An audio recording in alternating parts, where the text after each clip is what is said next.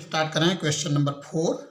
If a1 is greater than a2 is greater than or equal to a3 is greater than or equal to a4 and so on, then the series sigma n equal to 1 to infinity n converges if and only if the series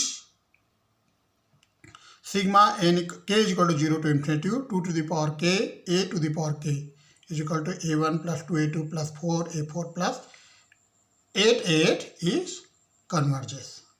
मतलब एक बार इस श्रेणी को अभिसारी मान के चलना है और ये जो सीरीज है इसको अभिसारी बताना है, मतलब इसको कन्वर्जन लेके चलना है, इसको कन्वर्जन प्रूव करना है। फिर इसका कन्वर्स पार्ट करेंगे, मतलब इसको हम कन्वर्जन मान के चलेंगे, अभिसारी मान के चलेंगे और इसको कन्वर्जन प्रूव करेंगे।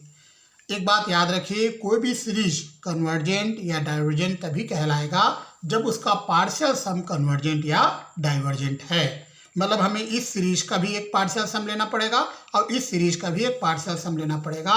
अगर इस सीरीज का पार्शियल सम कन्वर्जेंट है तो ये सीरीज भी कन्वर्जेंट कहलाएगा, अगर इस सीरीज का पार्शियल सम कन्वर्जेंट है तो ये सीरीज कन्वर्जेंट कहलाएगा।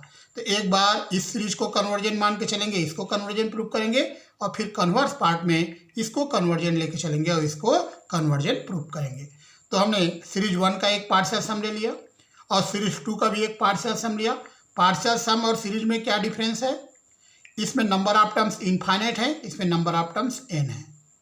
तो यहाँ हमने एस एन ले लिया, टी के में इसमें नंबर ऑफ टर्म k तक ले लिया। तो ये सीरीज 1 का पार्शियल सम है और ये जो है सीरीज 2 का पार्शियल सम है। आगे बढ़ते हैं। यहाँ पर दो अलग अलग केस लेते हैं, क्योंकि यहाँ पर आप देखिए, यहाँ पर हमने लिखा है ए के नीचे क्या लिखा है n और यहाँ ए के नीचे क्या लिखा है 2 की पावर k। तो हो सकता है n के लिए 2 की पावर k से ग्रेटर हो या हो सकता है n के लिए 2 की पावर k से लेस देन हो। तो पहला केस हम लेंगे n is less than or equal to 2 की पावर k और सेकंड केस लेंगे n is greater than or equal to 2 की पावर k। तो पहला केस हम ले रहे हैं n is less than or equal to 2 to the power k। तो S N less than equal to 2 की पावर k आएगा। अब यहाँ पर आप देखिए, यहाँ एस एन है तो a1 आया, a2 आया, कहाँ तक आया n तक। यहाँ n है तो यहाँ n तक आया। तो यहाँ हमने क्या लिखा है 2 की पावर k, तो कितने टर्म्स आएंगे 2 की पावर k तक टर्म्स आएंगे। अब यहाँ पर आप देखिए a3 के प्लेस में मैंने क्या लिखा है a2, a5 के प्लेस पे a4, तो ये साइन आ जाएगा, ये साइन बरकरार रहेगा। क्यों? a3 बड़ा है कि a2? क्वेश्चन में देखो a3 और a2 में क्या रिलेशन है, a3 is less then a2 है ना, a3 छोटा है a2 बड़ा है। वैसे a5 और a4 में a5 छोटा है a4 बड़ा है, a6 a4 में a6 छोटा है a4 बड़ा है।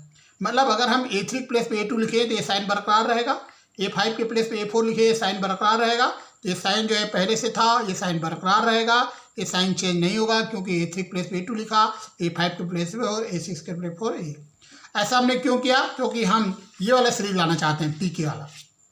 यहाँ पे a2 2 टाइम्स है, a4 4 टाइम्स है, तो हमने a2 2 टाइम्स लिखा, a4 को 4 टाइम्स लिखा, तो ये राइट साइड वाला बन जाएगा tk। तो S N less than equal to tk आ जाएगा। इक्वेशन नंबर 3 हमने दिया। अब सेकंड केस लेते हैं, n is greater than equal to 2 की पावर k। तो S N is greater than equal to 2 की पावर k, एस 2 की पावर k, एस 2 की पावर k की वैल्यू रख दी। अब यहाँ पर देखो a1 के प्लेस पे लिख दिया हाफ a1, तो ये क्वांटिटी और छोटा हो जाएगा। देखो ना साइन, देखो ग्रेटर देन, इधर लेफ्ट साइड वाला ग्रेटर है और राइट साइड वाला लेस देन है, तो इसको हाफ करेंगे तो और छोटा हो जाएगा। अब देखो a3 को मैंने a4 लिख दिया, a3 बड़ा है a4 बड़ा है, a3 ग्रेटर है a4 से, a3 को a4 लिखेंगे तो साइन बरकरार रहेगा। वैसे a5 को a लिख दिया, ये साइन बरकरार रहेगा। अब यहाँ पे 1/2 क्यों लिया है आगे आपको बताऊंगा मैं। यहाँ पे आप देखिए, तो यहाँ पे a4 2 टाइम्स है, a8 4 टाइम्स है, इसको 2 से मल्टीप्लाई कर दीजिए पूरी इक्वेशन को, तो यहाँ a1 आ जाएगा, यहाँ 2a2, यहाँ 4a4। आप देखिए यही हमारा tk है। तो यहाँ a1 था a1 और हमें यहाँ a1 लाना था, इसी कारण पहले ही हाफ a1 कर दिए ताकि 2 का जब मल्टीप्लाई करें तो यहाँ a1 आ जाए, यहाँ 2a2 आ जाए, यहाँ 4a4 आ जाए, मतलब ये बन जाएगा tk। तो 2sn जो है यह ग्रेटर देन होगा tk से जी, मतलब tk जो है लेस देन होगा 2sn से। इस प्रकार से हमने बना दिया। अब हम सीरीज जो फर्स्ट सीरीज है इसको हम कन्वर्जेंट मान के चलते हैं। जब ये सीरीज कन्वर्जेंट है तो इसका पार्शियल सम भी कन्वर्जेंट होगा, मतलब एस एन कन्वर्जेंट होगा। अब एस एन कन्वर्जेंट है तो S N to S N से छोटा कौन है, टी के। इक्वेशन नंबर 4 से आप देखिए इससे छोटा ये है, ये कन्वर्जेंट सीरीज है, एस एन को आप कन्वर्जेंट बोल रहे हो, तो उससे छोटा कौन है, टी के। टी के इज आल्सो कन्वर्जेंट, टी के भी अभी सारी हुआ। अब टी के जब कन्वर्जेंट है तो हमारा जो सेकंड सीरीज है वह भी कन्वर्जेंट होगा, अभी सारी होगा। इसी प्रकार से अब हम कन्वर्स पार्ट करेंगे। कन्वर्स पार्ट में क्या करेंगे, अब हम इसको कन्वर्जेंट मान के चलेंगे। किसको, इसको टीके को क्या मान के चलेंगे, कन्वर्जेंट। जब टीके को कन्वर्जेंट मानेंगे तो इस सीरीज को कन्वर्जेंट मानेंगे, टीके कन्वर्जेंट होगा। और जब टीके कन्वर्जेंट है तो इक्वेशन नंबर आप देखिए 3, इक्वेशन 3 में आपने क्या बताया, इक्वेशन नंबर 3 में आपने बताया है टीके से छोटा कौन है, एस एन है। तो जब टीके कन्वर्जेंट है तो एस एन भी कन्वर्जेंट हुआ, और जब एस एन कन्वर्जेंट है तो सीरीज 1 भी कन्वर्जेंट होगा, मतलब ये सीरीज कन्वर्जेंट होगा। तो इसका कन्वर्स पार्ट आप कीजिए।